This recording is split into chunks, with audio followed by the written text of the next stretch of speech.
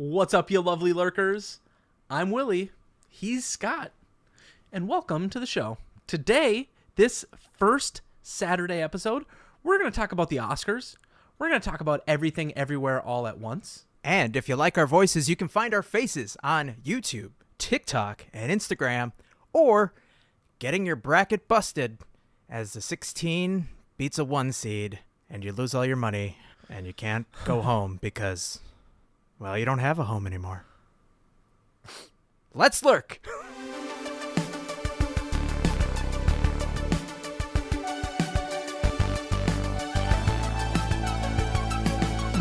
Willie, this Oscar season was, I would say unlike any other, but actually they went back to the old format, so it was like all the other ones prior to last year.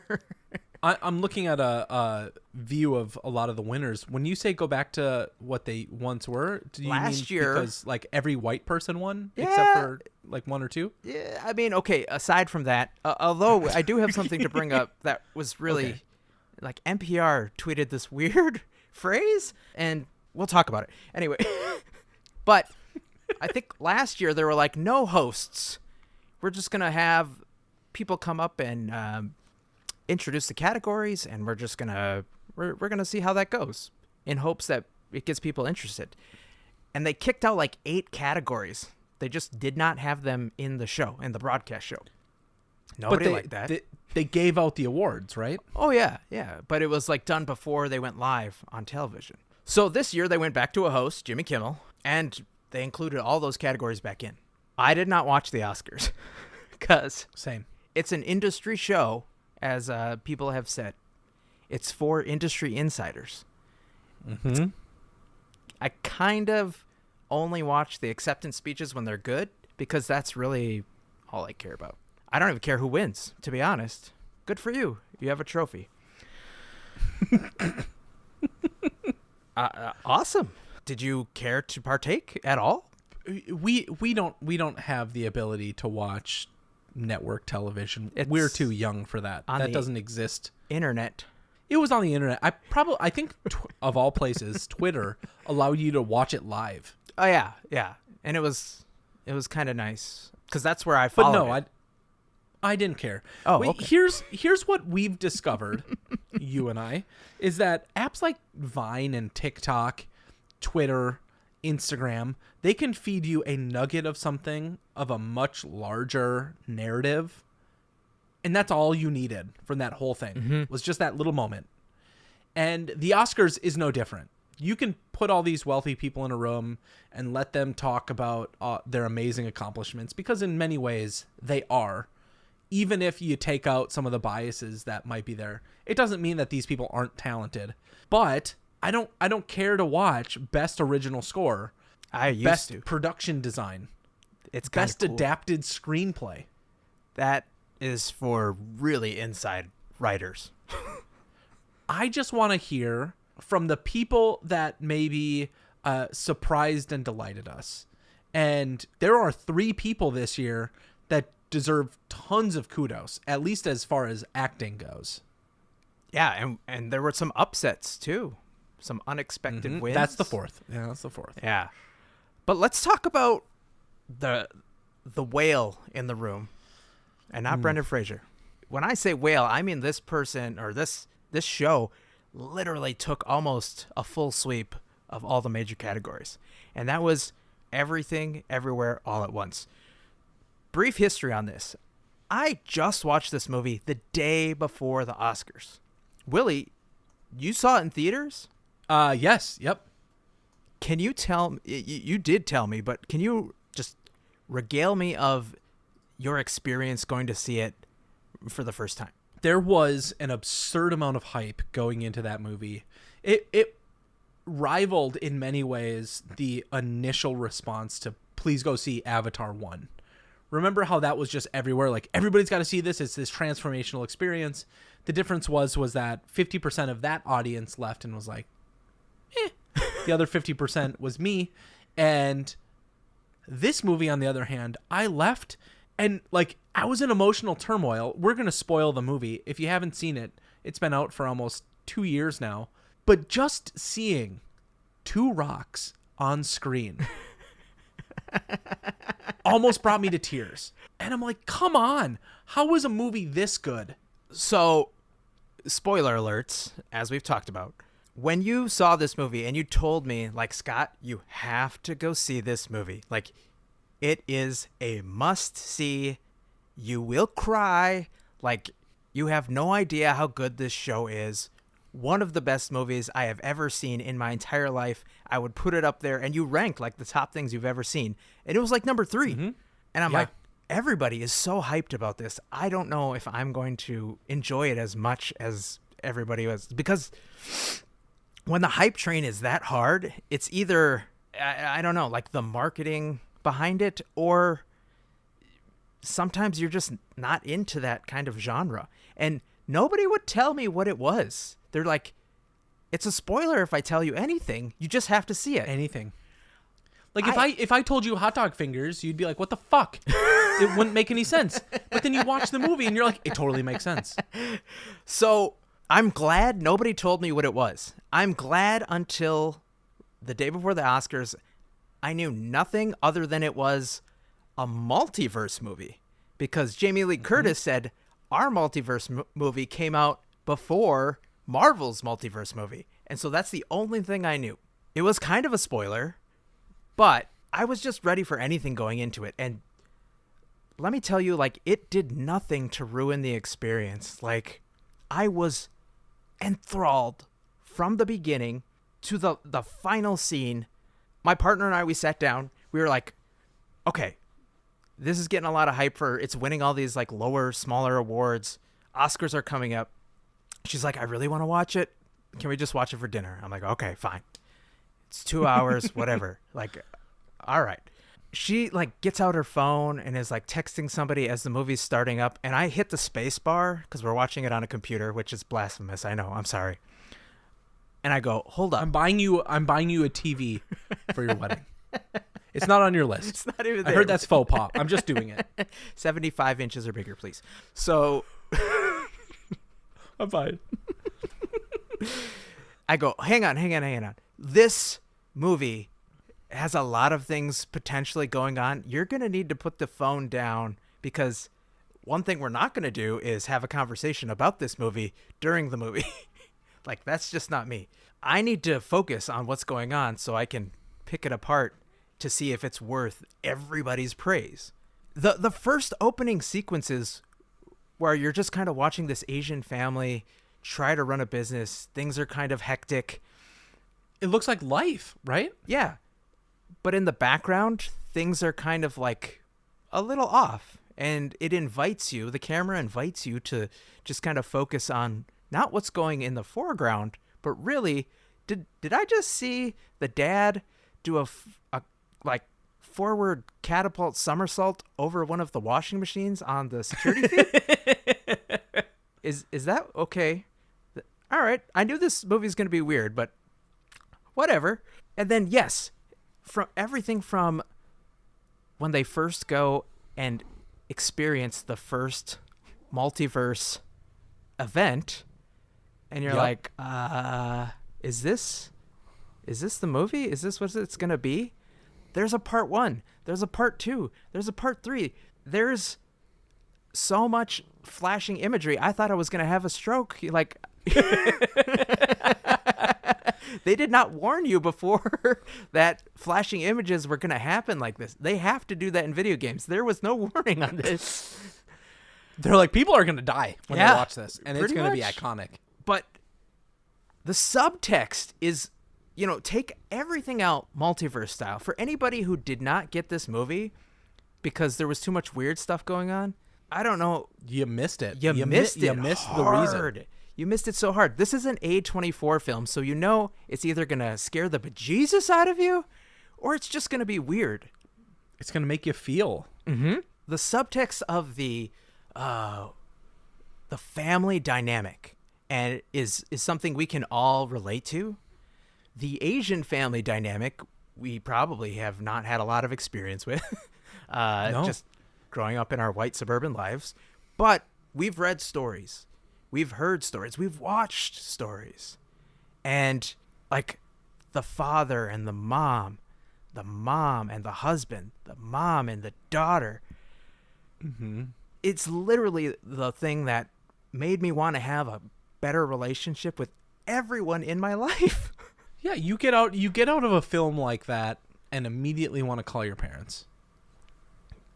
And I loved how it was set up as like the daughter is the bad guy right away. And you think that. You're like, oh, she's ruining everything. She's destroying all these universes. We don't know how to stop her. And then the mom realizes like, oh no, I'm the bad guy. I'm the reason she's doing all this. And it's because I guess I didn't think I had a good enough life. And that right there is what made me cry the most. The fact that she thought she was living a meaningless life. She had all these expectations that weren't met, but she never really took the time until all these events started happening to see that what she had was truly beautiful, you know? Not everybody gets a family. The line in the movie, I'm just ranting right now, but the line in the movie where she's the movie star and she meets up with her husband who they didn't get married, and he says, yeah, for what it's worth, like, I really would have enjoyed running like a failing laundromat with you and just doing laundry every day. And then he walks away like, oh, gut wrenching.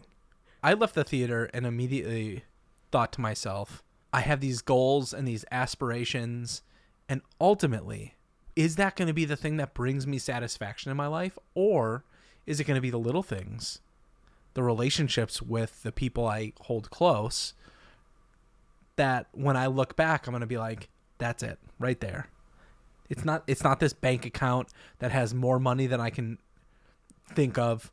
No, it's these relationships. And this movie didn't shy away from, one, telling the audience. That's a hard thing to do, to just straight up tell the audience, no, main character, you're the failure. In every single way, the reason this works is because you have failed time and time and time again. Or you think you failed. You think you're failing because you're not a major league sports star. You think you're a failure because you're not up there like Ki Hai Kwan winning an Oscar. But in reality, you are everything to your child. You are the movie star. You are the rock star to that person. And to ignore that is what's really destroying you.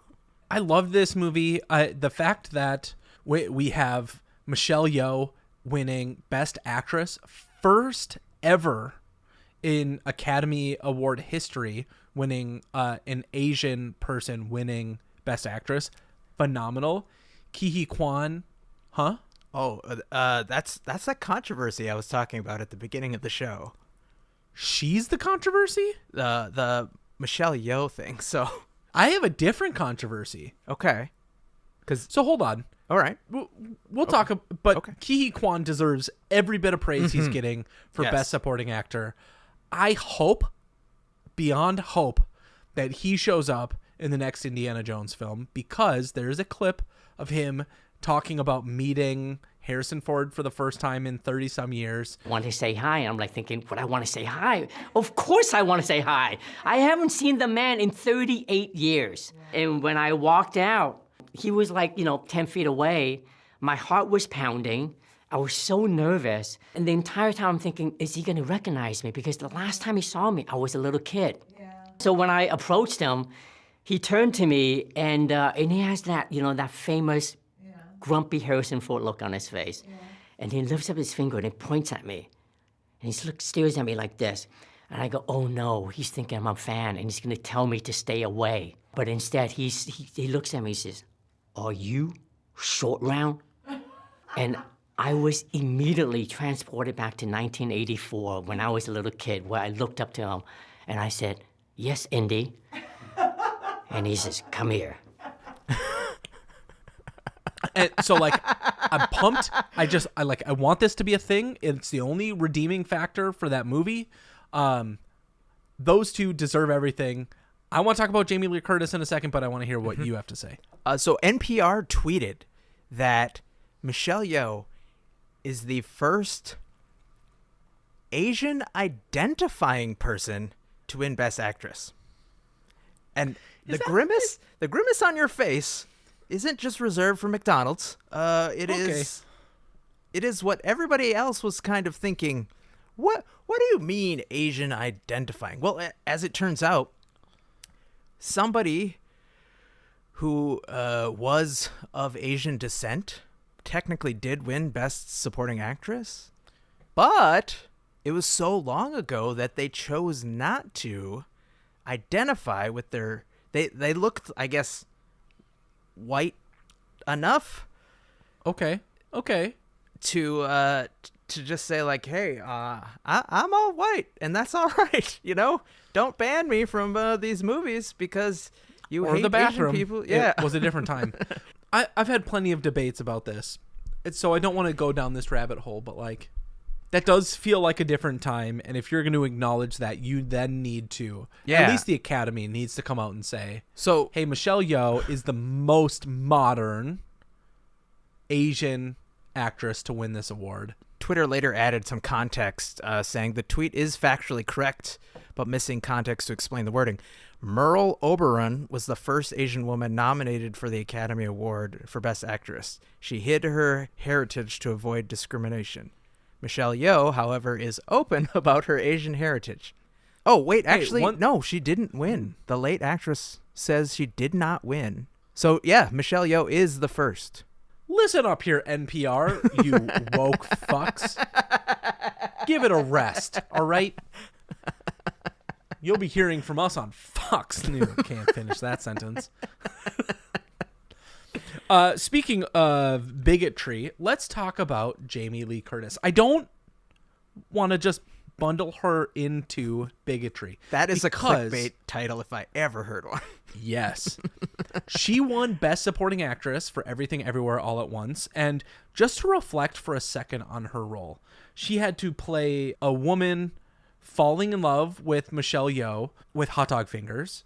She had to play a bad, like a super powerful bad person. She had to play just like a run-of-the-mill, like angry, like tax financial advisor, tax accountant. How she performed in this movie, I thought was amazing. Well deserving of Best Supporting Actress. But I fully understand the anger and the frustration with Angela Bassett, who played the queen in Wakanda Forever. The frustration around her not winning. Because if you've seen that movie, oh boy, is it powerful. She is the only, in my opinion, redeeming factor of that film. Well, I have a quick question for you about this whole thing. What about the daughter? In Everything Everywhere All at Once? Yeah, she was also nominated. So you're telling me... I'm gonna go. Enjoy your weekend, guys. Thanks so much for listening. Yeah, they were up for the same award, Willie, and I don't know. Maybe it's because you watched it so long ago, and I just watched it the other day, but if I had to pick, and I'm not even qualified, I would say that the daughter should have won, hands down, over Jamie Lee Curtis. You think so, huh? And over Angela Bassett. Yeah.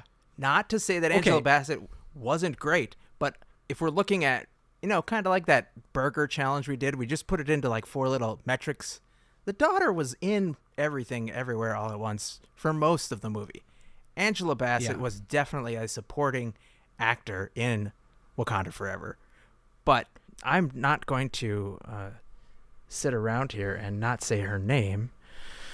I can't pronounce her last name, and I feel like an idiot, but I'm just an idiot. Stephanie Sue. Okay. Yeah. Stephanie Sue was practically the lead actor in that movie. I think that's a bigger controversy than Angela Bassett not winning, from what I've read. But how would you have rated? So, in your opinion, you would have put Stephanie first. Mm-hmm. And no, it doesn't matter. Curtis there is no second place in the Oscars. Doesn't matter. Okay. It's horseshoes and hand grenades. I can agree with that. I will say that I have a hard time not giving Angela Bassett the win on this. I know Black Panther: Wakanda Forever was not a stellar second film for the MCU in this franchise, but It was good. her work, knowing that she was in the first film and played kind of just this smaller character and stepping up and becoming an icon in this film, I don't know. If anything, too, like you were talking about it at the beginning of the show, how the Oscars usually only give awards to white people. So optics, Jamie Lee Curtis did a great job in the film. There is no question there. But she's also been around a long time and hasn't won anything. So a lot of people are saying this is kind of like a legacy award. Kind of like Lord of the Rings 3 won the Oscar when it really should have been Lord of the Rings 1. Good point. There's tons of actors out there that have just huge bodies of work, and they'll take these films later on in their career because they want to be recognized, you know? And it's not just enough, I guess, to have the box office and the checks and the thousands of adoring fans. No, you need to be validated by your peers. And that's why you see anybody who's famous in these Oscar bait movies coming out at near the end of the year. Before we end the episode and let everybody get on with their weekend, are there any call-outs that we should talk about from the Oscars? Brendan Fraser, Best Actor. Take that, Hollywood foreign press. I'm so pumped for him. This is somebody that from our childhood that we grew up He's seeing getting as everything, somebody who is everything Yes. that he deserves. I never would have thought George of the Jungle would be holding an Oscar statue at the end of the day. I never thought a guy who made his his early money with Pauly Shore would be up there telling me, if you've ever dealt with depression, just like keep going towards the light, you know, just giving some of the toughest life lessons that he's had to go through, literally and figuratively. It's so heartwarming. Because I can't read, I'm going to butcher this, but I just want to say this. Brendan Fraser was up against Austin Butler in Elvis. I can say that just fine. Paul Mescal in After Sun, Bill Nighy in Living, and then Colin Farrell in The Banshee of Inisherin. It's Banshee of Scottish? Insurance. okay. I heard that movie's amazing. I do think, of all things, Brendan Fraser deserves the win on this. Everybody thought that Austin Butler was up for it, but He became Elvis. fuck Elvis. To win. Fuck that movie. Some people say long live the king, but Okay. the Banshees of Ed Sheeran, I think. Yeah, exactly. That's what it was. Now, I want to end on Best Picture. We had a ton of nominations, and I just want to know, of these movies, what have you seen? All Quiet on the Western Front. Nope. Same. Avatar: The Way of Water. Nope. And I'm really Seen sad. I feel so bad for you, Willie, that movie's not doing as well as you thought it would do. It made $1 billion. It's going to be feel- on. I know. Shut it's up, like- Scott. But only one? The Banshee of Only one? Insurance. Have you seen that movie? No, Nope. I read it. I did not see it. Okay. Elvis. Won't see it. Oh. Everything Everywhere All at Once. Obviously, you've seen it. Mm-hmm. The Fablemans. It's something we probably should see, but I have not seen it. Okay. Tar. Nope, I was told to stay away from that at a young age. Top Gun Maverick. That was up for Best Picture? In my opinion, as I read all of these films, I'm going to just list the other two because I know you haven't seen them. Triangle of Sadness and Women Talking. Don't do that. Top Gun Maverick, in my opinion. I loved give that Everything face. Everywhere All at Once. Willie, Scott? we've got a strong female audience. Do not do a little like dismissive face when you say women talking. I'm going to put that on the socials. It's going to get us canceled. Don't do it. I don't want to. Okay, here's the deal. If there was an upset, in my opinion, Top Gun Maverick deserves Best Picture. It is that good. Okay. That'll be the next one I watch. You have to. You have to watch that movie. Those two films, if I were to look back at 2022, I would say, hands down, iconic filmmaking. They are our version of, like, original animated Disney movies from the 90s. They're the best. Did you ever see the movie In Bruges? No. Okay. Then I don't watch movies I can't pronounce. okay.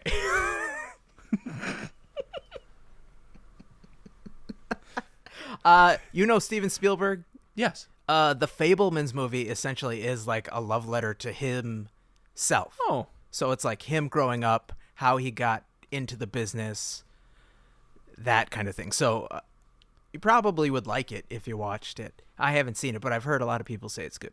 Women And I Talking, haven't seen you should Women probably Talking. watch. Just because we need to get you up to speed, buddy. Thank you all so much for hanging out with us today. Please rate, review wherever you lurk. Remember to be kind to one another, and we will see you next week.